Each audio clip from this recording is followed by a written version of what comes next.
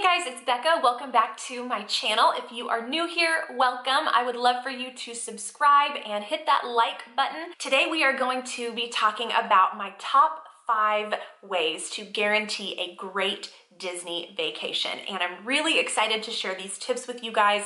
Lately, I've had several people ask me, Becca, what are your top suggestions on planning a Disney trip? We've never been before, or people who maybe haven't been in several years.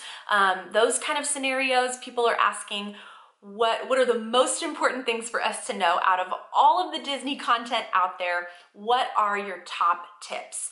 So I have compiled 5 things that you need to do in order to guarantee a great Disney trip. So let's go ahead and jump into tip number 1. So number 1, and probably my most important tip, is managing your expectations. I think it's so easy for families. You watch these commercials on TV about Disney World, and it's these families just walking onto rides, just having these beautiful views out of their balcony with the fireworks. They're, eating at these luxurious restaurants, and they just walk right up to Mickey Mouse on the street. There's no one else around. It looks magical. It really does. Who wouldn't want to go on that kind of vacation? And then when they get to Disney World and they don't have a fireworks view, there's thousands of people around them. They have to wait several hours in line for the ride that they were wanting to go on. And they end up coming home thinking, wow, that really wasn't as great as we thought it was going to be. And so I think going into it, manage your expectations right. Go into it knowing the commercials paint a beautiful picture, but that most likely will not be your experience. You can definitely have the beautiful room with the fireworks view, but you have to pay for it and request it. And same thing with dining. A lot of these places you can't just walk right up and get a reservation, and we'll talk about that in a little bit too. But same thing with character meet and greets. Mickey Mouse isn't just walking around on the streets with no one else around, and you can just walk right up and get a picture. And you're gonna have to wait in lines to for these character meet and greets, things like that. And especially those popular attractions, there's going to be a wait time. Some rides the wait times can get up to 3-4 hours. I mean, just ridiculous amounts of time that you have to wait for these attractions. And so I think if you go into it with your expectation being, we are gonna wait in line, there's gonna be lots of other people there, it's gonna be crowded, we're not gonna be able to just walk up and sit down at whatever restaurant we want to, it may be fully booked. I think going into it knowing those things are really, really important, and managing your expectations will make all the difference in the world. So tip number 2, and kind of tagging off of that, is about dining, making advanced dining reservations. Again, with the expectation thing, it's easy to go into your trip and just assume that just like back home, you can walk up to any restaurant you want and they'll seat you. You might have to wait a few minutes, but they'll seat you. Well, for most restaurants, that's not going to be the case.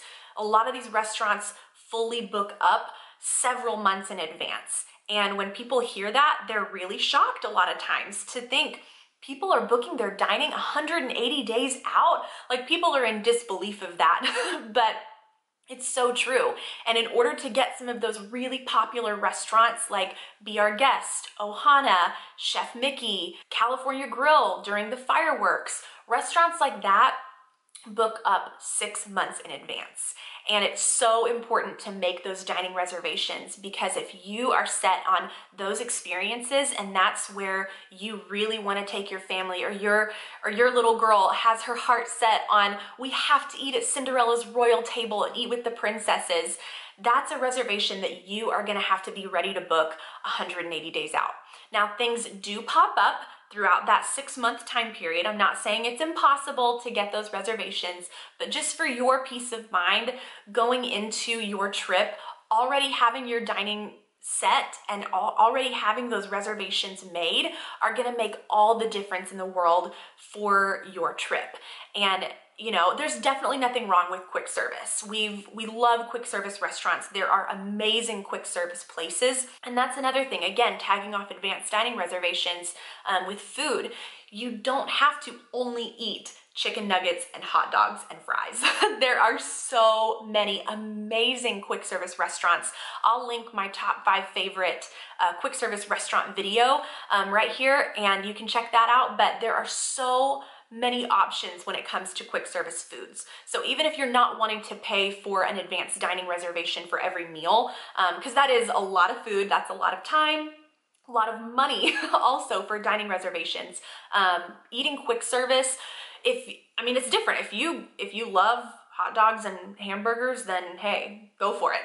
But there are so many other amazing quick service options, and you don't have to limit yourself to just hot dogs and chicken nuggets. Okay, and tip number 3 is to make your fast passes either 60 days in advance if you are staying on property, or 30 days in advance if you are staying off property. This is so important. I don't know why people don't utilize the fast pass system like they should or could, or maybe they don't know how, I don't know. But again, I have a fast pass video all about how to master the fast pass system, and so I'll link that as well. But it has some great tips on really how to utilize this system if you're unfamiliar with it. And even if you are familiar with it, that video may have something that that maybe is new to you. So I would definitely check it out. But again, same thing with dining reservations. So many people go into these parks thinking that they're gonna be able to just walk on rides, or that things are just gonna be 10, 15-minute waits. And then when you get to the front and you see that it's a 2-hour wait or a 3-hour wait, you end up spending the majority of your park day just waiting in lines. And that can be avoided if you really utilize the fast pass system. For us, we have really maximized it. And there have been times when we have been able to have 6 or 7 fast passes in 1 hour of our day. And so again, watch that How to Master the Fast Pass video, because it'll show you how we're able to do that. But it really maximizes our park time, and we're not waiting in line all day, especially if this is a once-in-a-lifetime trip.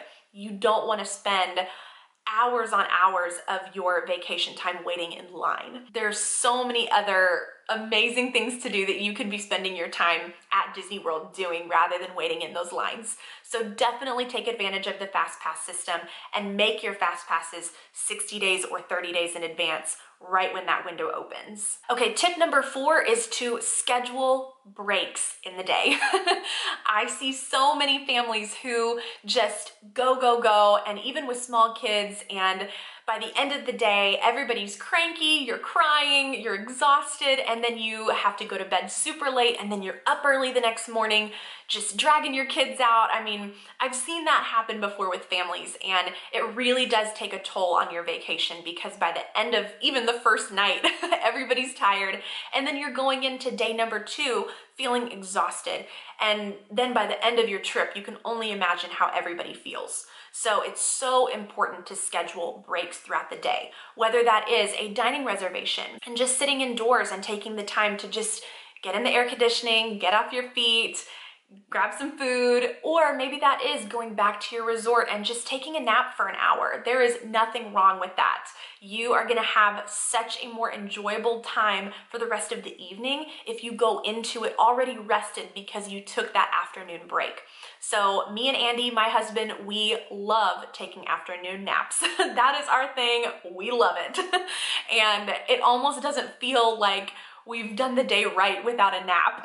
I know that sounds funny, but seriously, we really appreciate taking breaks throughout the day, and it kind of re-energizes us to be able to stay out late in the park that night. It's so important. And so whether that is a dining reservation, a midday nap back in your room, or maybe just going and sitting by the pool for a little bit, there's so many things you can do to just kind of take a break and slow down. Okay, and tip number 5, my last tip, is to schedule at least one memorable experience for your trip. There are so many things to do at Disney. We haven't even come close to experiencing everything there is to do at Disney World, and we go quite a bit. So you can only imagine there's so much to do, and a lot of people think that they can pack everything into one trip, and it's just not possible. And so I think it's important to remember, you know what, it's okay if we don't do everything. And it gives you something fun to look forward to for another trip down the road. So, but with the one memorable kind of special experience, it gives you something to really mark that trip by. So whether it's staying at a deluxe resort, or even just tacking on one extra night at a deluxe resort, even that can be kind of a special thing to look forward to. Maybe it's a special ticketed event. There's so many parties, the Christmas party, the Halloween party, Disney after hours. I mean, there's so many things to do, extra ticketed events. Maybe it's a special dining experience, a signature dining experience. You can rent a boat and go out on the water and watch the fireworks. The list is endless on things that you can do, but I always encourage people to schedule one memorable thing for that trip. And it's just always fun to look back and remember, oh, that was the trip that we got to stay there or do this or eat here. And it's just so fun to kind of mark that trip with something really memorable. Okay, so that's it. Those are my top 5 tips on how to guarantee a great Disney vacation. Let me know in the comments below if you have anything else to add, because there are so many other ways too to guarantee a great Disney vacation. So let me know, what are your tips on how to guarantee a great trip? I would love to read through those. So thank you guys again for watching. Again, make sure that you have subscribed, make sure that you like this video, and I will see you guys in my next one.